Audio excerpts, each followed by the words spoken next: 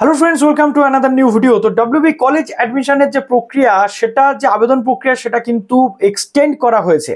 গতকালকে আমি তোমাদের জন্য সেই ভিডিও এনে দিয়েছিলাম। এবং কেন এক্সটেন্ড করা হয়েছে, অবশ্যই ওবিসি সংক্রান্ত ইস্যু তার নেপথ্যে রয়েছে। শুধু তাই নয়, এখানে আমরা যেটা দেখতে পাচ্ছি যে মুখ্যমন্ত্রী নিজে হস্তক্ষেপ করেছেন এবার কলেজ অ্যাডমিশনের এই ভর্তি প্রক্রিয়া এক্সটেন্ড করার ক্ষেত্রে, যেটা শিক্ষামন্ত্রী ব্রাত্য বসু তার নিজস্ব টুইটার বা সোশ্যাল মিডিয়াতে কিন্তু পোস্ট করেছেন। কেন এখানে উদ্যোগ এবং কি হতে চলেছে আগামী দিনে কলেজ অ্যাডমিশনের ভবিষ্যৎটা কি, ওবিসি রিলেটেড ম্যাটারে এখনো ওবিসি রিলেটেড ম্যাটার কিন্তু অধরা রয়েছে, আলোচনা করব আজকের এই ভিডিওটাতে। এবং এবছর এই পর্যন্ত কত ছাত্রছাত্রী আবেদন করলো, টোটাল কত সিট রয়েছে, এবং তুমি এবার চান্স পাবে কিনা, তোমার চান্সের আশা কতটা, চান্সের পার্সেন্টেজ কতটা হাই, তুমি কোন কলেজে অ্যাপ্লাই করছো, অ্যাপ্লাই করার সাথে সাথে সেখানে চান্স পাবে কিনা ডিসকাস করবো আজকের এই ভিডিওটাতে। যারা নতুন আছো, কলেজ অ্যাডমিশন নিতে চাও, এক্ষুনি এসজি টিউটোরিয়াল গাইড চ্যানেলটিকে সাবস্ক্রাইব করে পাশে থাকা বেল আইকনটি ক্লিক করে দিতে একদম ভুলো না, যাতে সব তথ্যগুলো তোমার টাইম টু টাইম এখান থেকে পেয়ে যাও। তো উচ্চ মাধ্যমিক পরীক্ষার অলমোস্ট 1 মাস পেরিয়ে গেছিল, তারপরে শুরু হয়েছিল কলেজ অ্যাডমিশন প্রক্রিয়া। তার নেপথ্যে ছিল কি, যে ওবিসি ইস্যু, সেই ওবিসি ইস্যু আমরা দেখেছি যে 17ই জুন ক্যালকাটা হাইকোর্টের পক্ষ থেকে একটা নির্দেশনামা দেওয়া হয়েছিল, যেখানে বলা হয়েছিল যে ওবিসি রিলেটেড ম্যাটারে রাজ্য সরকার যে নতুন রোস্টার দিয়েছে 140টা শ্রেণীকে নিয়ে যে ওবিসি প্রসেস চালাচ্ছে, সেই প্রসেসে অ্যাডমিশন প্রক্রিয়া চালালে হবে না। রাজ্য সরকারকে কি করতে হবে না, রাজ্য সরকারকে ক্লারিফাই করতে হবে যে কি প্রসেসে তারা করছে, আদালত অবমাননা করলে চলবে না। পরবর্তী ক্ষেত্রে আমরা যখন দেখলাম যে রাজ্য সরকার সেই পোর্টাল ওপেন করে already form fill up process চালিয়েছে, তারপরে আদালত অবমাননার মামলা সেখানে হয়েছিল, এবং আদালত অবমাননার মামলাতে পরবর্তী ক্ষেত্রে শুনানির সময় আমরা দেখলাম যে আমাদের পুরো পোর্টাল থেকে এসসি এসটি ওবিসি পুরো যে ক্যাটেগরিগুলো উঠে গেল, এক প্রকার বলতে গেলে কোনো ক্যাটেগরি ছাড়াই এখন ফর্ম ফিল আপ হচ্ছে। এখানেই ছিল আমাদের শঙ্কা যে 1 জুলাই ফর্ম ফিল আপের লাস্ট ডেট হওয়ার পর 6 জুলাই মেরিট লিস্ট উচ্চশিক্ষা দপ্তরের পক্ষ থেকে বের করতে পারবে কি পারবে না। অবশেষে সেখানে ডাহা ফেল হয়ে গেছে, 6 জুলাই কোনো মতেই মেরিট লিস্ট বেরোচ্ছে না, এবং 1 জুলাইও ফর্ম ফিল আপের লাস্ট ডেট নয়। শিক্ষামন্ত্রীর বক্তব্য অনুযায়ী মুখ্যমন্ত্রী নিজে হস্তক্ষেপ করে এই ফর্ম ফিল আপ প্রক্রিয়া কিন্তু বাড়িয়ে দিয়েছেন। 15ই জুলাই পর্যন্ত ফর্ম ফিল আপের লাস্ট ডেট রাখা হয়েছে।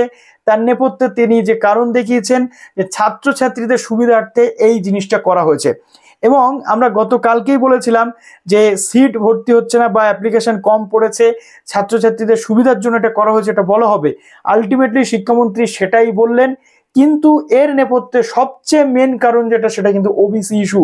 যেহেতু সুপ্রিম কোর্টে ওবিসি রিলেটেড এখনো কোনো শুনানি হয়নি, হাইকোর্টে 4 জুলাইয়ের আগে কোনো তথ্য পাওয়া যাচ্ছে না। 4 জুলাইতে হাইকোর্টে শুনানিতে কি হয় সেটা সবচেয়ে বড় প্রশ্ন, দেখতে হবে সেখানে কি হতে চলেছে। কিন্তু তার আগে কোনো মতেই 1 জুলাইতে ফর্ম ফিল আপের লাস্ট ডেট করিয়ে গভর্নমেন্ট চাইলো না মেরিট লিস্টের দিকে হাঁটতে। এতে করে সমস্যা হলো, ছাত্রছাত্রীদের সেশনটা পিছিয়ে যাচ্ছে, ছাত্রছাত্রীদের পড়াশোনা শুরু হতে দেরি হচ্ছে। একইভাবে একই ছাত্রছাত্রী একই টাইমে এইচএস পাস করে কেউ প্রাইভেট কলেজ, কেউ অটোনোমাস কলেজে গিয়ে, কেউ মাইনরিটি কলেজে গিয়ে ভর্তি প্রক্রিয়া স্টার্ট হয়ে যাওয়ার পরবর্তীতে তারা ক্লাস শুরু করে দেবে। কিন্তু এখানকার যে ছাত্রছাত্রীরা গভর্নমেন্ট কলেজে ভর্তি হওয়ার জন্য অপেক্ষা করছে, 460টা কলেজে ভর্তি হওয়ার জন্য অপেক্ষা করছে, তাদেরই কিন্তু আসলে মাথার উপরে খাড়ার কোপটা পড়তে চলেছে। এবার আমাদের সবচেয়ে গুরুত্বপূর্ণ প্রশ্ন হচ্ছে যে এবছর কারা চান্স পাবে, আগে থেকে তোমরা কি করে বুঝবে?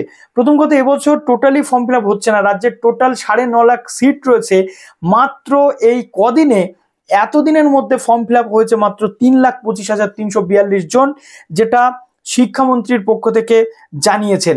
তো আমরা যদি ধরে নিতাম যে 1 জুলাই ফর্ম ফিল আপের লাস্ট ডেট, তাহলেও কি এই 3,25,000 ক্যান্ডিডেট নিয়েই আমাদেরকে মেরিট লিস্ট বের করতে হতো?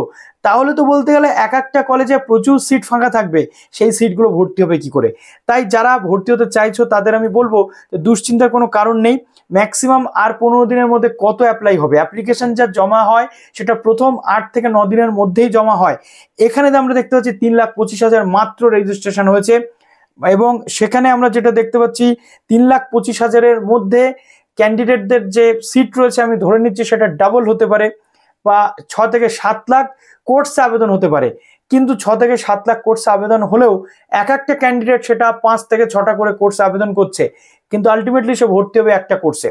কাজেই এই 3.5 থেকে 4 লাখ ক্যান্ডিডেট মোট কিন্তু এবার ম্যাক্স টু ম্যাক্স অ্যাডমিশন নিতে পারে। কেননা জয়েন্টের রেজাল্ট এখনো বেরোয়নি, জেনপাস ইউজি বা জিএনএম এএনএম এর জন্য অনেকে অপেক্ষা করছে। অনেকে ভাবছে যে এই জিনিসগুলো যদি বেরিয়ে যায় তাহলে আমরা কলেজে অ্যাডমিশনের ফর্ম ফিল আপ করবো না, প্রফেশনাল কোর্সের দিকে যাব।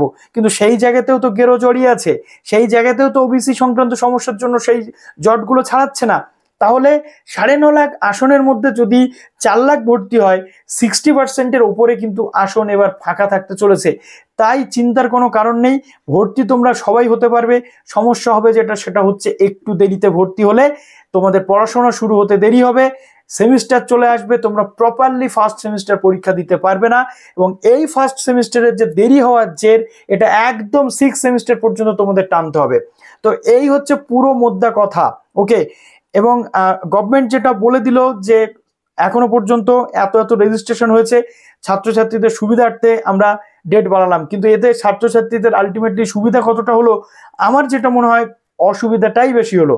তোমরা যারা ছাত্রছাত্রী তোমরাই বলো না, লাস্ট 1 মাস থেকে 1.5 মাস ধরে 2 মাস ধরে তোমরা ওয়েট করছো ভর্তি হওয়ার জন্য, আজকে তোমরা ভর্তি হতে পারছো না, ডেটের পর ডেট তোমাদের বেড়ে যাচ্ছে। তো এই ছিল মোটামুটি তথ্য এখনো পর্যন্ত। তো যারা নতুন আছো অবশ্যই আমাদের সাথে জুড়ে থেকো। ভালো থেকো সবাই, বেস্ট অফ লাক।